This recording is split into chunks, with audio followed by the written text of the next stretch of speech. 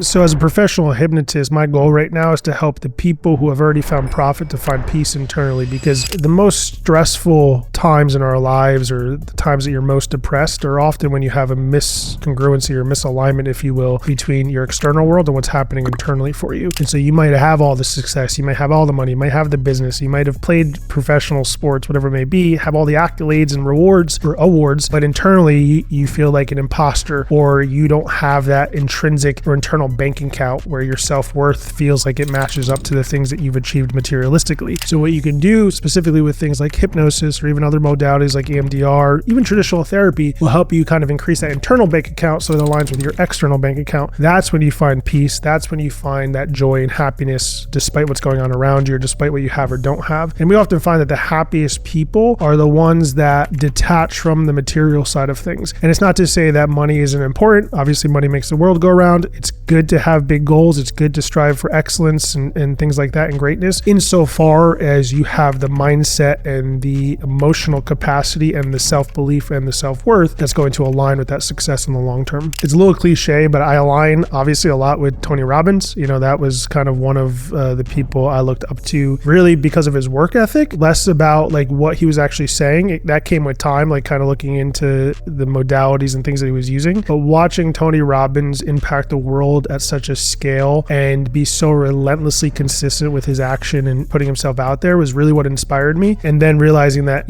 all the gurus are saying the same thing, and it's all the same shit wrapped in different wrapping paper, but there's utility to it. There's a truth behind it. That's why we're all saying the same thing. Whether it's Joe Dispenza, Tony Robbins, myself, not that I'm on the same level of them or as them yet, we're all preaching the same thing. And I think really people need to start reading between the lines and taking it back to basics. One thing that Tony Robbins says all the time is divorce the story, marry the truth, right? And the truth is that you have an unlimited capacity for success, for abundance. You have a personal power and authority. You have the ability to create the life you want. That's the truth. Anything from the past that's contrary to that is a lie, and you need to divorce that. And once you do that, now you can live life on your own terms. And really the happiest people are the people that tend to have a sense of agency, a sense of control over their life. I always say success is simple, right? There's a formula. It's information times action. And the people that come to me to hypnotize the success into them, they're really just asking me to hypnotize them to do the shit they tell themselves to do. They already have the information, and you already have the information. You've read the books, you've watched the podcast, you've gotten the courses, you've gotten the t-shirt. And so you don't need more information. You need to do the things you already know you need to do, and you need to stop doing the things you tell yourself not to do. And so when it comes down to it, it's action. And so success looks a lot like hard work, but the magic of it all is that the hard work doesn't have to feel hard. If you look at even like the word like passion, everybody says, do what you're passionate about and the money will follow. The original word in Hebrew for passion, I don't know the original word, but it means sacrifice. And so the thing that you are passionate about is the thing that you are most willing to sacrifice for, but it doesn't feel that hard because you're passionate about it, right? And so if you enjoy doing it, if you enjoy the journey, the sacrifice is not going to feel hard. The action, the effort's not going to feel hard. And therein lies the magic of practical manifestation, is not taking the action out of it. It's about embracing the action and asking yourself, how can I align my internal world, my belief systems? How can I remove the fear and resistance in a way that allows me to just do the thing, to do it now, do it anyways, as I like to say. The most successful people are the people that take relentless, decisive action quickly. They embrace failure. They use it as feedback. They make mistakes as fast as possible because they know that they can learn and get stronger, and they can use that to get better. And there's no way around it. I've worked with highly successful people who make hundreds of millions of dollars a year, celebrities, professional athletes, even the most woo-woo out there people that I've worked with who love the manifestation side of things and the hoping and the wishing and the praying and the rituals and all this stuff. Not one of them has ever said it's because of those things that they become successful. They always point back to the effort and the journey and the sacrifice that it took to get there.